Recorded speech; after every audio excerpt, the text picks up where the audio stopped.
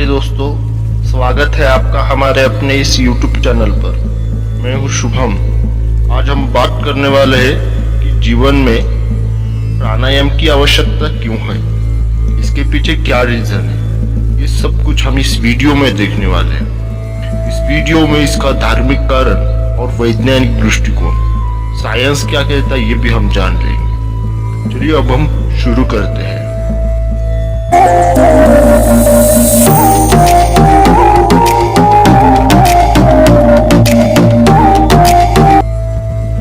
दोस्तों, यज्ञोपवीत संस्कार के समय गुरु की ओर से दो महत्वपूर्ण प्रक्रिया बताते हैं, गायत्री मंत्र और प्राणायाम। किंतु समय के साथ साथ कर्मकांड में इसे अंतर्भूत मानकर इसका लोप हो गया है तथा अपने जीवन में इसका महत्व कम हो गया है। किंतु हम पुराने जमाने के लोग देखे, अधिकतर ज्यादा समय वो प्राणायाम और धार्मिक आध्यात्मिक दृष्टिकोण में लगाते थे। किंतु हम भारतवासियों की एक आदत है, जो कुछ भी पश्चिमी संस्कृति से आता है उसे हम महत्व देते हैं। हजारों वर्षों से योग हमारे ऋषि मुनियों ने सिखाया है, इसका महत्व सब कुछ बताया गया है। लेकिन योग जब पश्चिमी देशों से योगा बनकर आया तब हमें उसका महत्व लगने लगा।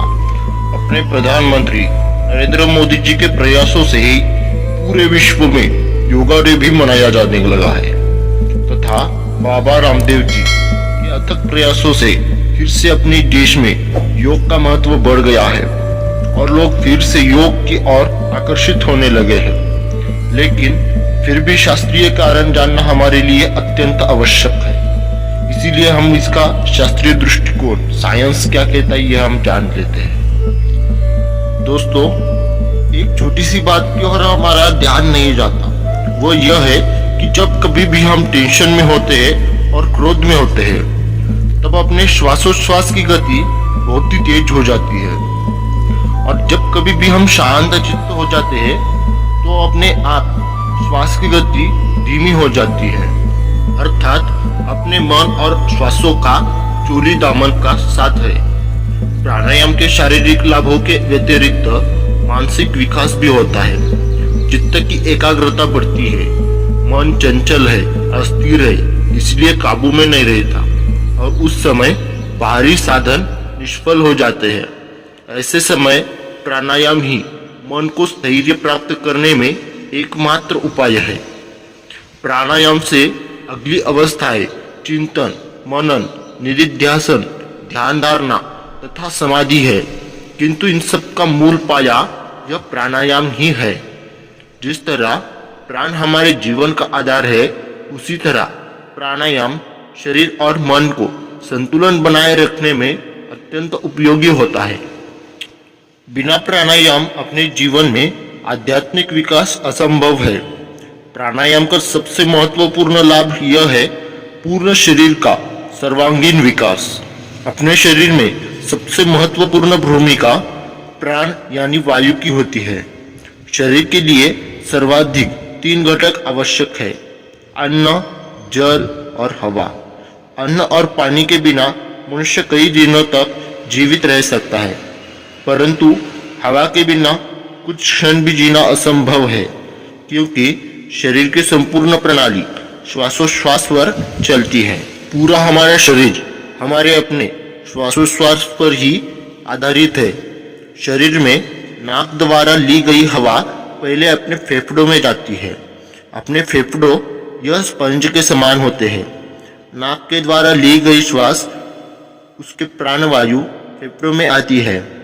वहां पूरे शरीर से आए अशुद्ध रक्त के साथ प्राणवायु का संपर्क आने पर वह अशुद्ध रक्त शुद्ध हो जाता है और वहां से अपने हृदय की ओर जाकर हृदय की पंपिंग द्वारा वहां से पूरे शरीर में वह शुद्ध रक्त फैल जाता है।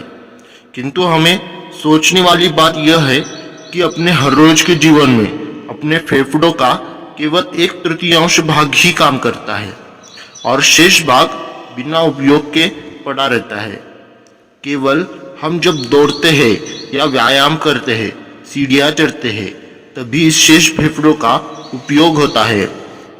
और प्रकृति का नियम है कि जिस भाग का उपयोग हम नहीं करते वह धीरे धीरे कार्यहीन हो जाता है।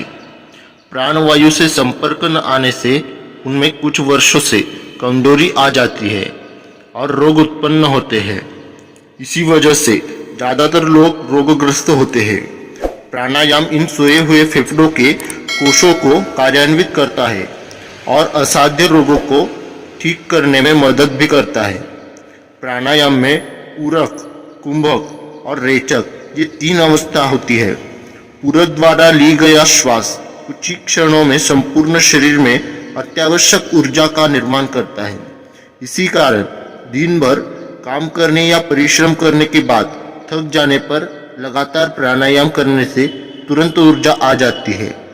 प्राणायाम की दूसरी अवस्था कुंभक यह है, इसमें श्वास को अंदर रोके रखा जाता है।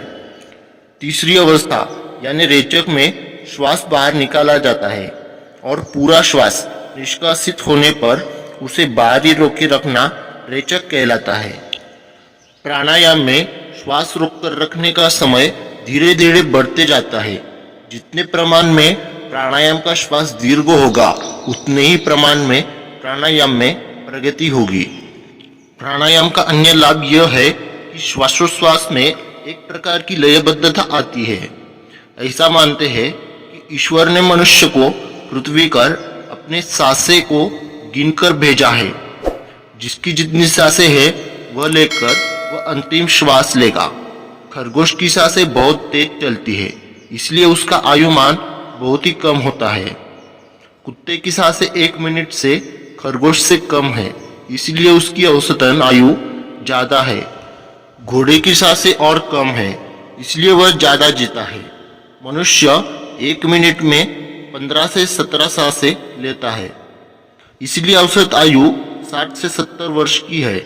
कछुआ 1 मिनट में केवल 3 या 4 सांसें लेता है, इसलिए वह 500 सालों से भी ज्यादा जीता है। प्राणायाम से हमारे सांसों पर कंट्रोल आता है और अपने जीवन की दौर लंबी हो जाती है और मनुष्य दीर्घायु होता है।